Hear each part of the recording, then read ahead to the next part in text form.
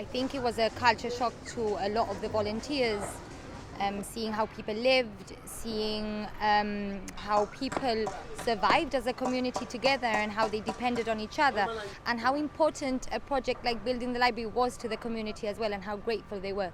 But I think a lot of people were in for a shock. 28 volunteers joined Louise on the maiden expedition of her newly founded charity.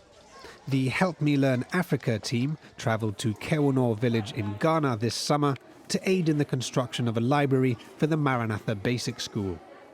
An average day consisted of fetching large amounts of sand, because obviously where we're staying there's no floor, there's sand, so we need to build the floor on sand, so we need to make it at a higher level, which meant the whole area had to be filled in with sand, and we're talking about like really filling it with sand, which means we spent hours and days on end filling the floor with sand by going all the way to the beach, putting pans on our heads and physically walking back and forth for hours until the whole room was filled with sand. And that took a whole week, because there's no running water, no electricity, nothing, there's no machinery.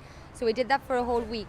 The next week consisted on something really similar, but instead of the sand it was gravel, because we needed to mix the gravel with the sand and the cement to make the floor.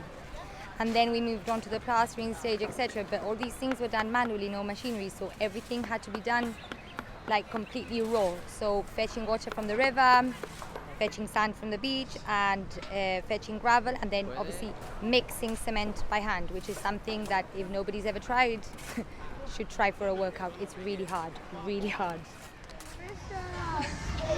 You just started. How's it going? Good. It's heavy now.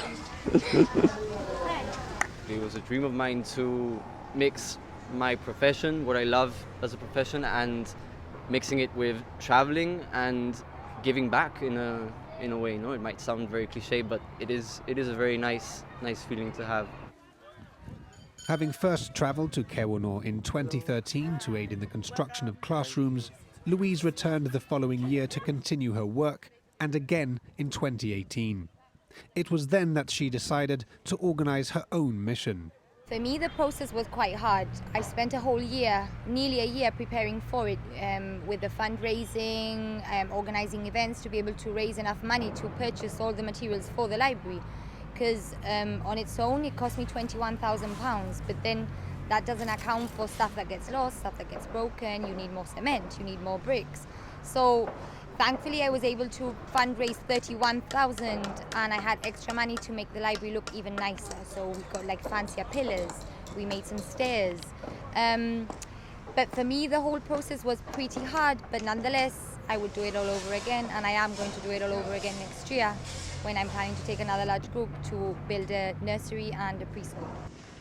For all Louise's own planning and dedication, none of this would have been possible without the support of Gibraltar's community.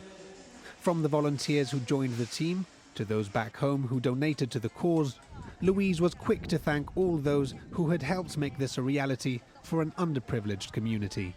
Gibraltar has been extremely supportive. I did not expect to fundraise that much money, and obviously I have not done that alone. I've had so much help.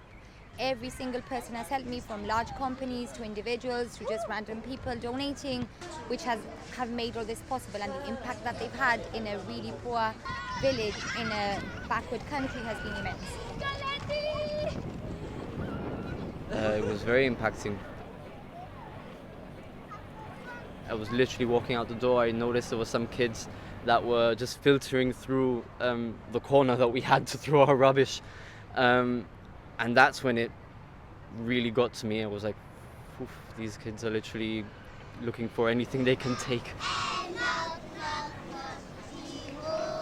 But it was beautiful. I think I got some of the most amazing images I've ever taken in my life, photos and video likewise. This library, apart from also the school and what we're continuing to do, is going to provide education for kids that without education will not have a future. So I want to say thank you to everybody in Gibraltar, and I really do hope that they continue to support myself and the rest of the HelpMeLearnAfrica volunteers, and I want to encourage them to sign up for future projects, because I know a lot of people want to come. So sign up, come, experience new cultures, experience, speak to new people, everything. It's just, the experience is overall amazing. Everybody's loved it and everybody wants to go back. So sign up.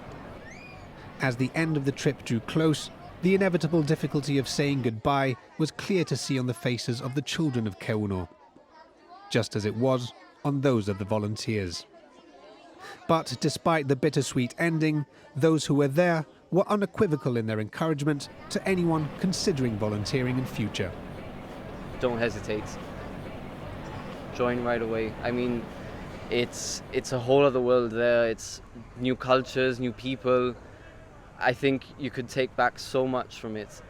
I think you could learn a lot about what you can tolerate, your patience, and just get a new love for people that really need the help that we can give them.